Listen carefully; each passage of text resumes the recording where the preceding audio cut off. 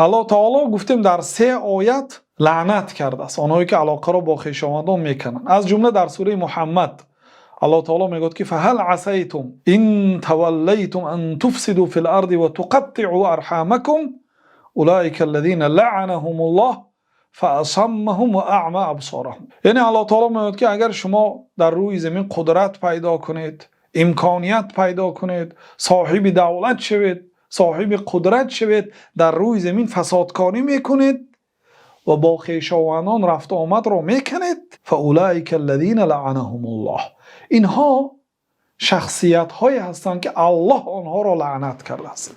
یعنی شخصی که در روی زمین فسادکاری میکند، با خویشاوندانش علاقه را میکند، اینا شخصیت هایی هستند که الله تعالی آنها را لعنت کرده است، فاصمهم، آنها را کر کرده است، گوش آنها سخن حق را نمیشنود. اگر رفت و شنود هم نمیفهمد یا به قلب آنها تاثیر نمیکند.